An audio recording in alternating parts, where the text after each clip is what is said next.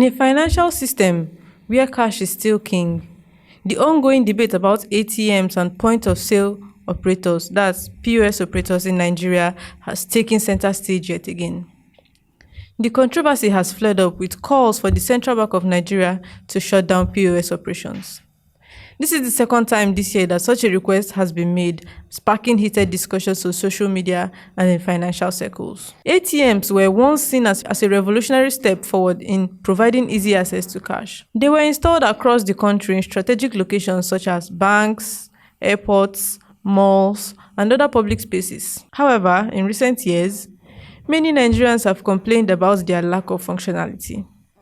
It's become an increasingly common experience to approach an ATM only to find it out of service or out of cash. The reliability of ATMs has been brought into questions, with stories of cards being swallowed, lengthy queues, and malfunctioning machines becoming the norm rather than the exception. This inefficiency has paved the way for the rise of POS operators, who have stepped in to fill the gap created by the unreliable ATM network. POS services, initially intended to complement the banking systems, have now taken a central role in Nigeria's cash economy. You can find POS terminals at almost every corner, operated by both individuals and small businesses. They have effectively provided a solution to the issue of accessing cash, especially in areas where bank branches are scarce or ATM machines are empty. However, this workaround has not been without its problems. The reliance on POS has led to a new set of challenges, prompting some voices to call for a reassessment of the system, including shutting down POS services altogether. The recent call for CBN to shut down POS operations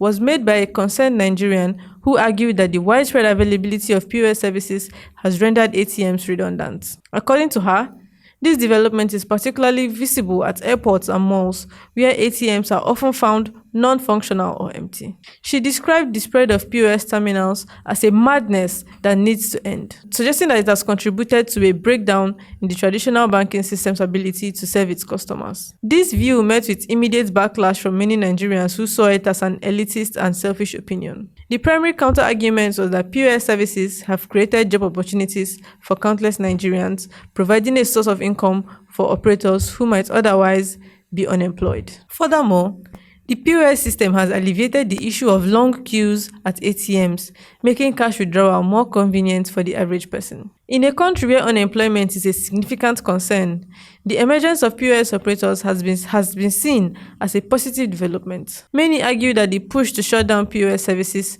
disregards the economic benefits they provide. The POS industry has not only reduced the strain on ATM networks, but has also become a vital source of income for many individuals and small business owners. For instance, during the cash scarcity early last year, POS operators became the lifeline for many Nigerians who needed access to cash.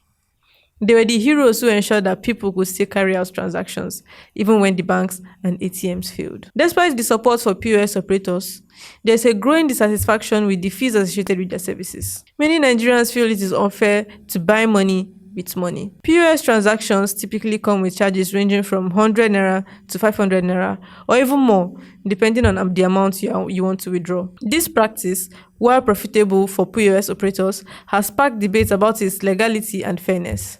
Critics argue that these charges exploit customers, especially since they are born out of the banking system's failure to maintain functional ATMs. The banks themselves have come under heavy criticism.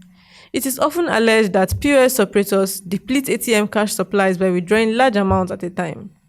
This leads to a cycle where ATMs are frequently empty, forcing customers to resort to POS services. Some believe that banks connive with POS operators, providing them with cash directly in exchange for kickbacks, further exacerbating the problem. This collusion has contributed to the narrative that the entire system is a reflection of the anyhowness prevalent in the country's financial sector. Anyhowness is a term used to describe the perceived lack of order and accountability. In response to growing concerns about the dependence on POS services, the CBN announced in September that it would inject 1.4 trillion naira into the banking system. The idea was to increase the availability of cash and reduce the reliance on POS operators. The CBN also promised to sanction banks whose ATMs were consistently non-dispensing as part of its efforts to restore normalcy to the financial services sector. However, this intervention has not yielded the expected results. Many ATMs remain empty, and the reliance on POS services has not diminished.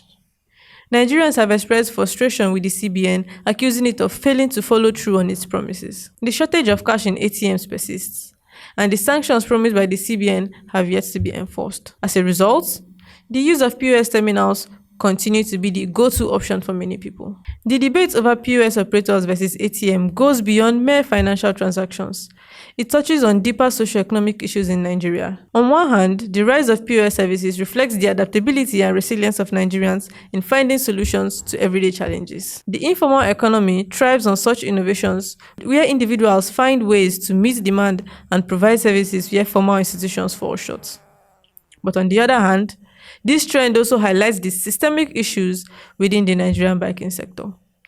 The failure of ATMs to provide reliable services points to broader problems of infrastructure, maintenance, and policy implementation. It raises questions about the efficiency of financial institutions and the regulatory framework that governs them. Those calling for the shutdown of POS services argue that it is a step towards restoring the normal functions of the banking system. They believe that as long as POS operators continue to dominate, there will be little incentive for banks to improve their ATM services. In their view, the existence of a parallel cash withdrawal system undermines the bank's responsibility to provide efficient and accessible financial services to the public. Conversely, supporters of POS argue that it is not the operators but the banks that need to be held accountable.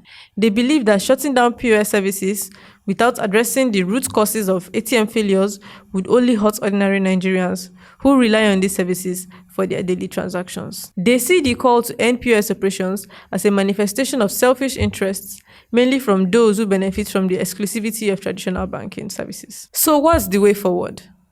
The way forward in this debate is not entirely clear.